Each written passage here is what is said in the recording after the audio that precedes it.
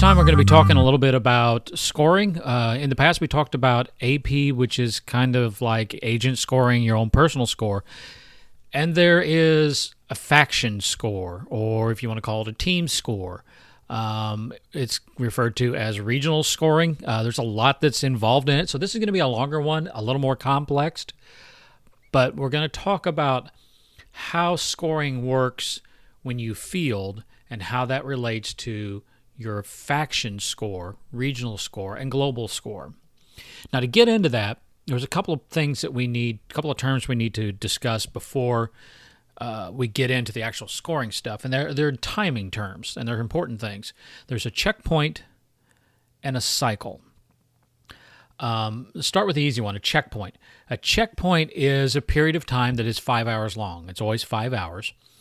And at the end of the checkpoint, most of the MU scoring happens. There are a few things that are MU related that happen at the time that it happens.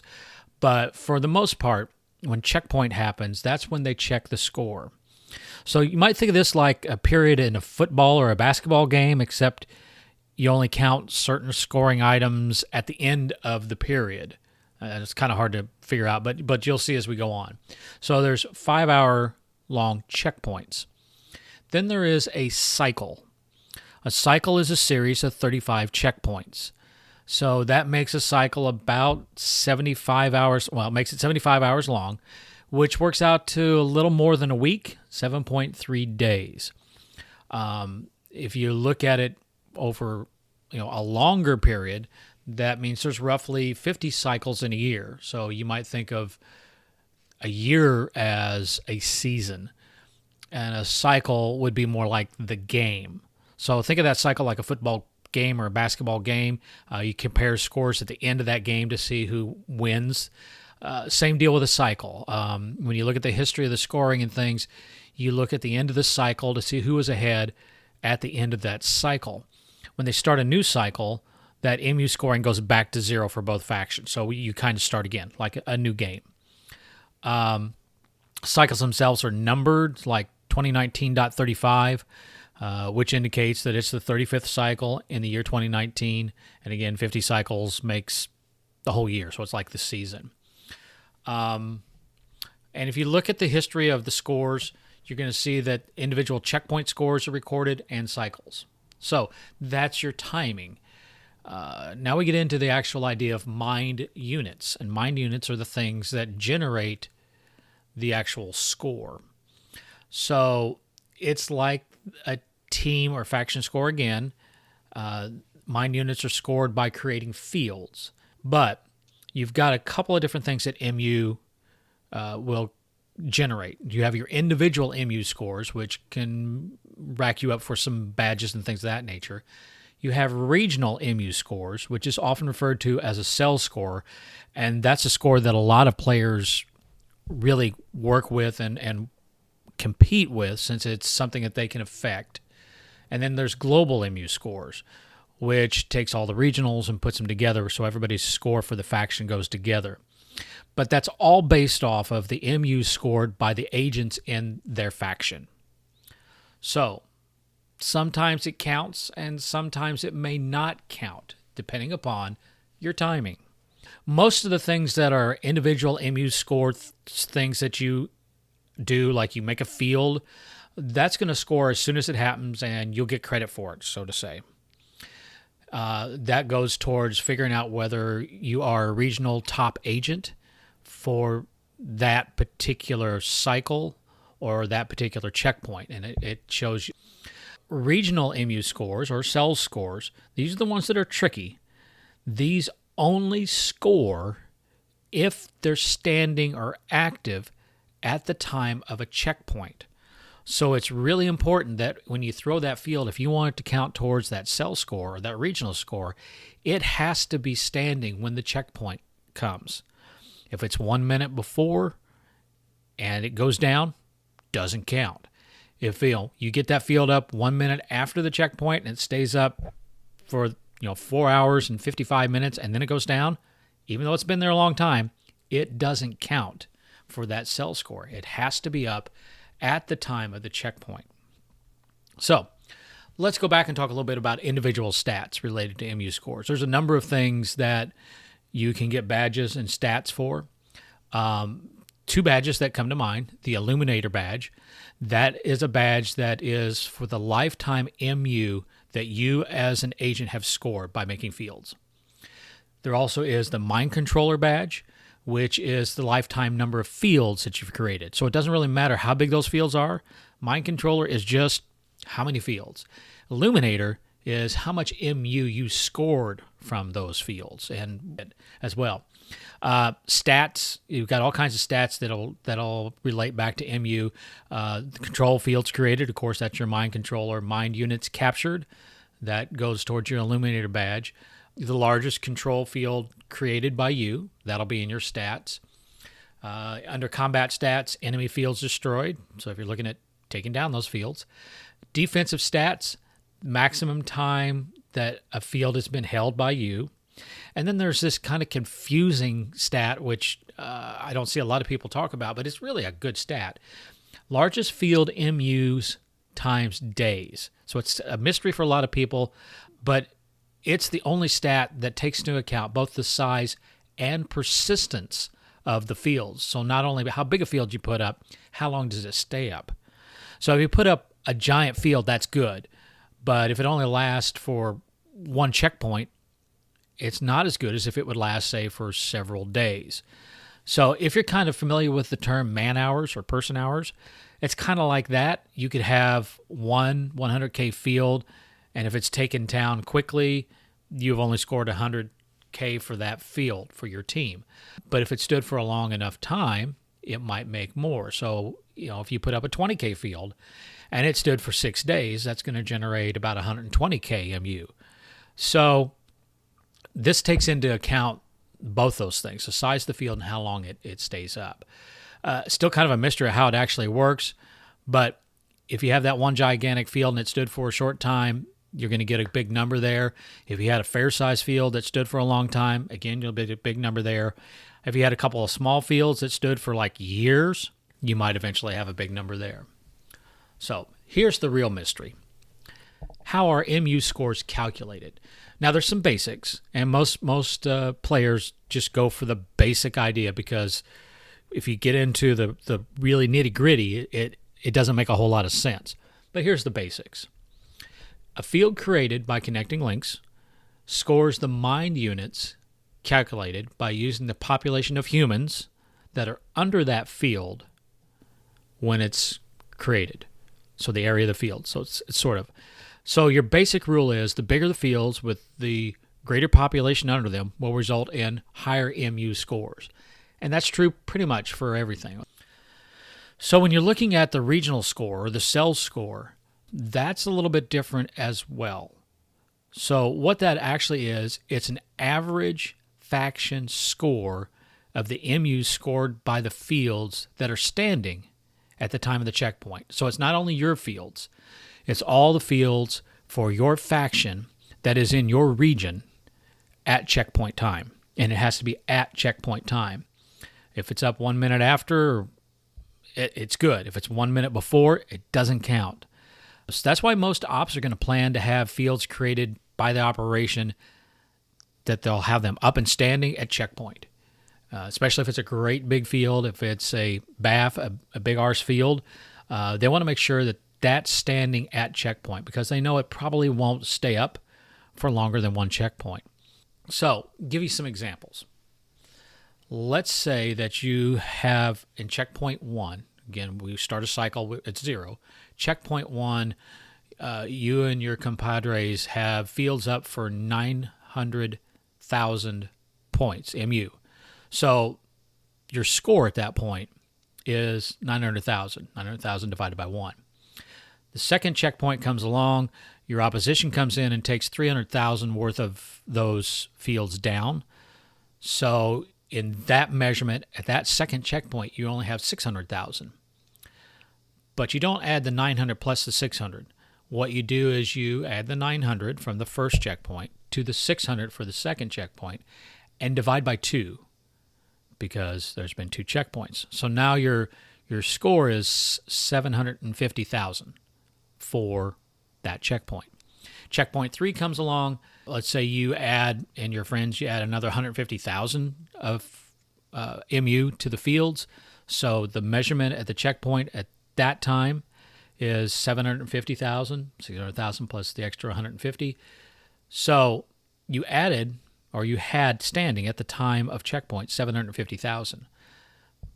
But the regional score is that checkpoint and the two before added together. So it's 900,000 plus 600,000 plus 750,000 divided by 3 now, and it's 750,000. So fields that are up at the start of the cycle and stay up for a number of checkpoints within that cycle are really going to boost your faction and score, cell score.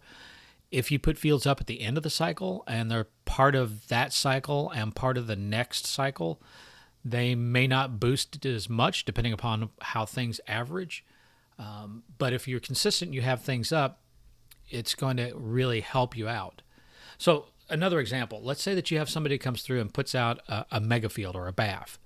So, in your first checkpoint, maybe you got 5,000. So divide by 1, 5,000. Let's say somebody comes in and throws a BAF over your entire cell. In our area, this is probably about right. We don't have a whole lot of population in my cell. But let's say that somebody scores 2 million MU in that second checkpoint. So now you're going to take the 2 million and you're going to add the 5,000 that you already have. So really, at checkpoint, you have 2,005,000 plus the 5,000 from the first one. Divide that by 2. So now your regional score or cell score is 1,005,000. You're doing great. Checkpoint 3 comes along and probably, realistically, that big field is gone. So they take that field down.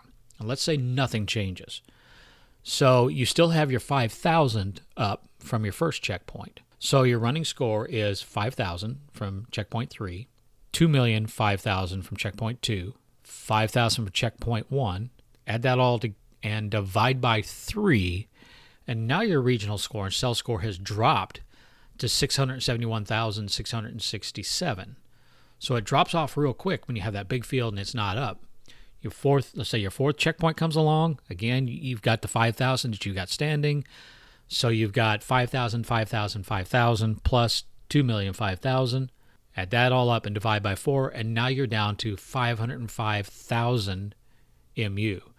So just in 2 checkpoints, you lost 50% of that MU score because that big field's no longer there and the way that it averages.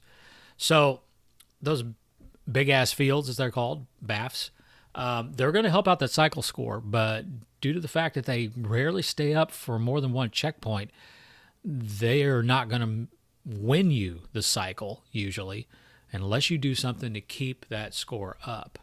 Some of the finer points with the scoring, you got to make sure that when you make your fields that you want to get a lot of MU by placing them well. So you want to look for an area that has a lot of population. And that's where it gets into kind of some of the mystery. Okay, so you can layer fields. So you put one field and then another field that's just a little bit bigger, but you're covering mostly the same area that you covered before, and you'll probably get a little more MU. But there will be times that you may make that bigger field and your MU will actually drop, which doesn't make sense because you're like, I'm covering the same area, I'm covering more. Why does that MU drop? Well, again, a little bit of a mystery. We're taking some guesses here. The actual formula for calculating MU is that mystery. The Ingress community seems to have bits and pieces of the actual algorithm, and here's what our best guess is. It has to do with Google S2 mapping cells and the population according to the census. Now, the census data is pretty easy to understand. It's the number of people that they had in an area at the time of census. The thing that's a mystery is the S2 cells. Now, S2 cells are a special kind of cell or representation on a map that's good for representing three-dimensional objects on a two-dimensional plane. Now, I know I'm getting kind of crazy here, But it's what Google uses for mapping and a lot of people use for mapping. And the nice thing about it is that it can be used in a formula such as MU to say, I'm going to take this amount of space and I'm going to multiply it by the population and I'm going to come up with this particular number. But the thing that makes it kind of different is that S2 cells are not of a particular size. There's S2 cells that are level 7, S2 cells that are level 17, and the way that it works is as you get to be a finer detail, they're going to use a smaller S2 cell. So the area field does not seem to be figured by the lines that the field actually draws, the actual line where the triangle is created, but rather it's by the S2 cells it covers fully or partially. And that's what makes that MU score kind of jump around a bit and may actually drop as he gets bigger. So it's possible to make that field that layers over the top of a previous field gets that less MU. The working theory is that the MU score is calculated by the sum of the population of the S2 cells covered by that field, partially or in whole, divided by the number of S2 cells it covered. So when you make that field a little bit bigger, you may be grabbing onto 4, 5, 6 new S2 cells. And those 4 or 5 new S2 cells may not have as much population in them. And since you're dividing by the number of F2 cells, you're reducing the amount that you're going to come up with. So the other thing is they have different sizes, which we're not sure what size S2 cell is being used to calculate MU. I'm guessing it's level 17 cells, but I could be wrong. They can even use different size cells. Like maybe they're using level 7 S2 cells and level 17, depending upon what you've covered. A level 7 S2 cell is about the size of a regional score cell on the Ingress Intel map. So they get bigger as they go. When it gets to bits and pieces on the outside, they might even start using like level 12 really small cells. So it appears that when you make a field a little bigger, it may get into those S2 cells. Those S2 cells may have a lower population, and you're dividing by a greater number, so your MU goes down. I know that's really confusing, but what you really need to think about is just what's the best way to come about it. And probably here's some recommendations for you to make your MU scoring better. First of all, talk with your local community before making any big fields, especially fields that are going to cover a large portion of your cells. Somebody else might have something planned, or they may be doing something that can help you out. Find out if others are fielding. Work with them if you can. That really works out well. The big thing is be aware of checkpoint, because you can do a lot of work, and if it doesn't hit checkpoint, it's not going to count towards that cell score, that regional score. On the other side of that, destroy opposition fields just before checkpoint. Don't give them time to put it back up. Anchors are those corners on your triangle. If you can, anchor in a densely populated area. Now what this does is it puts that in one of those smaller S2 fields where there's a higher population, so that ratio is good, and your score will probably go up. So even if you cover an entire city, you might not make as much as if you anchored somewhere within the city, because again, you're reducing the number of S2 cells, and you're not including those cells that don't have as high a population that are out on the edges. So if you anchor in a populated area, you may score more. Of course, put your anchors on durable portals that are less likely to be attacked or reached by opposing agents, because if they stand for more than one checkpoint, they're going to count more than one time. So those portals that have limited access, like a park that's closed at night, are good.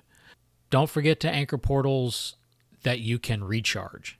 If it's going to be there a while, you need a key to recharge it, because if it just drops off, it's going to go away and the links are going to go down.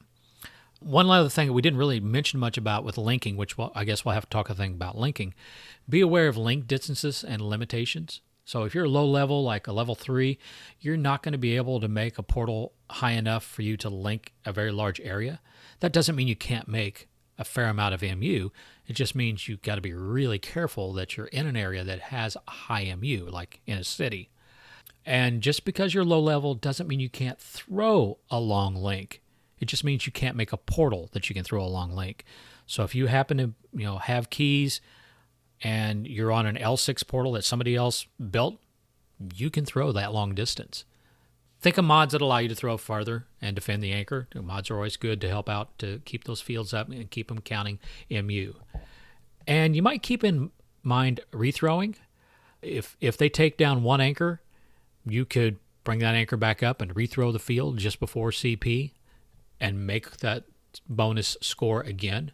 And every time that you make a field, again, the MU that you make for that field, whether it hits the CP or not, goes towards your individual stats. So just if you make a whole bunch of little bitty fields and they don't hit CP, you could still be the top agent for that checkpoint because you made a lot of fields and made a lot of MU that unfortunately just didn't count for your team. And lastly, keep track of the fields that score a lot of MU. Since there's a little mystery to the scoring and it's kind of hard to figure out and project what you're going to get, if you build a field that scores really well and you know where you anchored them, keep that in mind because you might be able to do that again in the future. If your opponents are a little lax and they don't, run the blocking, throw it again. So that's kind of MU score in a nutshell. There's more to it really, but the real basics, bigger fields, a lot of population, more MU. You want to keep Prime Tips coming your way? Then consider becoming a Prime Tips supporter. For as little as $1 a month, you can support Prime Tips as we give you new ways to enjoy Ingress and your Ingress Prime scanner. So throw us $1 or $2. We can use it for important things like gas, food, frackers, and most importantly, creating Prime Tips, podcast, and videos. That's right, I said videos. Every Prime Tip audio podcast has a Prime Tips video to go with it because, sometimes it's just easier to see something done instead of hearing how something's done. So, become a Prime Tips supporter. Visit bit.ly/Prime Tips support. That's bit.ly/capital P, RIME, capital T, IBS, capital SUPPORT. And to watch our videos, go to bit.ly/Prime Tips video. That's bit.ly/capital P, RIME, capital T, IBS, capital V, IDEO. Check the show notes for these and other Prime Tips links. Thanks.